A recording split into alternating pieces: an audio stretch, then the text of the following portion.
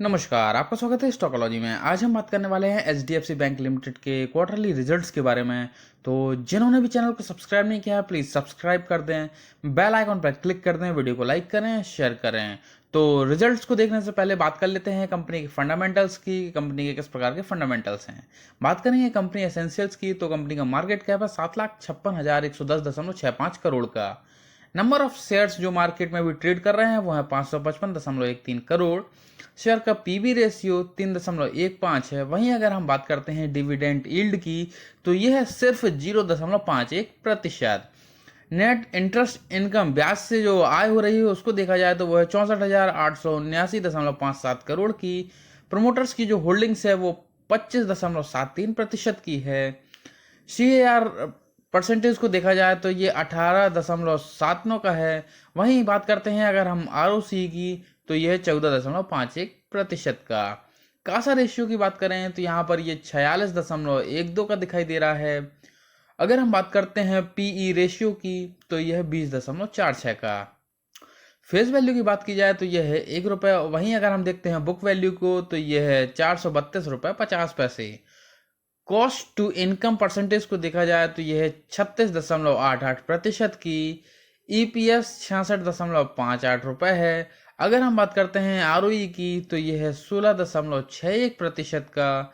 वहीं अगर बात की जाती है प्रॉफिट ग्रोथ की, तो वो हमें 18.51% की दिखाई दे रही है। तो कंपनी की मार्केट कैप के लिहाज से एक लार्ज कैप कंपनी है।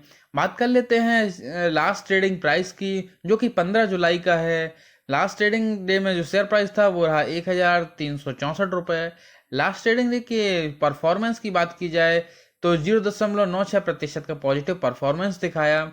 अगर हम बात करते हैं सेक्टर के पीई की, तो ये 17.27 का है, जबकि बैंक का जो पीई है वो 20 का है। तो सेक्टर के पीई से कुछ ज़्यादा दिखाई दे रहा है।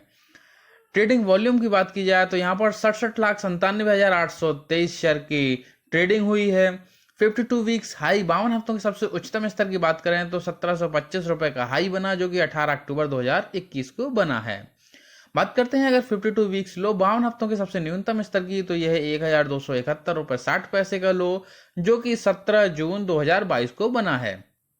बात कर लेते हैं percentage of deliverable quantity to trade quantity, जो कि सबसे नीचे दी गई है। तो यह है 69.29%, यानी कि लगभग 70% के आसपास की डिलीवरी शेयर होल्डर्स के द्वारा लास्ट ट्रेडिंग डे पर उठाई गई है। अब हम बात करेंगे पिछले 4 वर्षों के परफॉर्मेंस की, किस तरीके से परफॉर्म करके दिखाया है। तो यहाँ पर जो आंकड़े दिए गए हैं, जो वैल्यूज हैं, वो लाख करोड़ में हैं। बात करेंगे रेवेन्यू की, तो 2019 में कंपनी का रेवेन्यू था 1.24 लाख करोड़।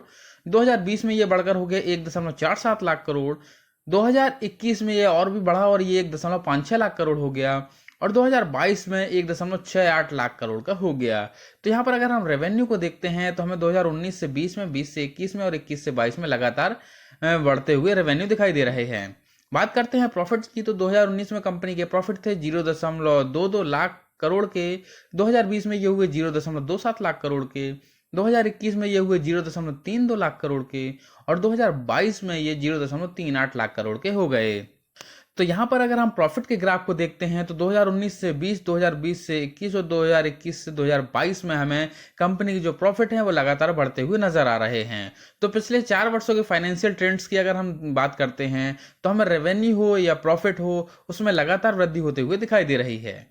बात कर लेते हैं शेयर होल्डिंग पैटर्न की, तो प्रमोटर्स की जो होल्डिंग सितंबर 21 में थी 25.83% की।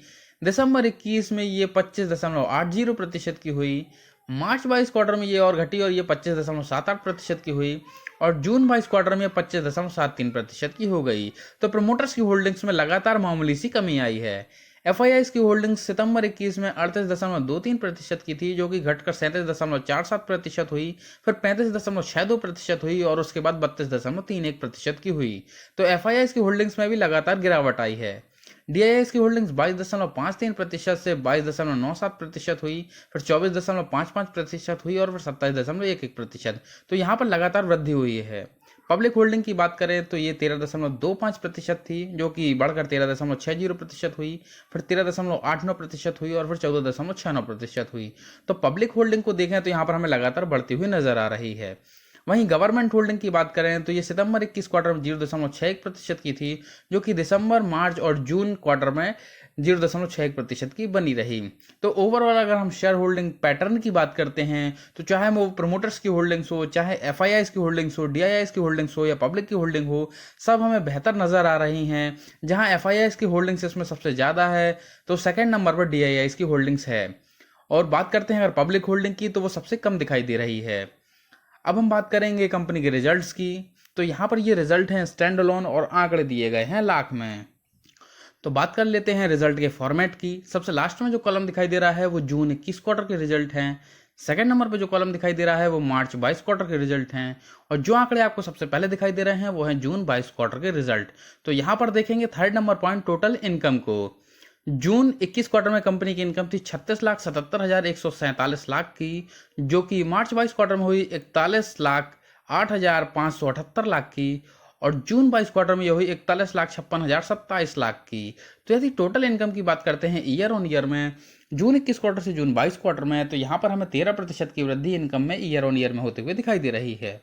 अगर हम बात करते हैं क्वार्टर ऑन क्वार्टर में मार्च 22 क्वार्टर से जून 22 क्वार्टर में, तो यहाँ पर हमें 1% की वृद्धि इनकम में क्वार्टर ऑन क्वार्टर में होते हुए दिखाई देती है।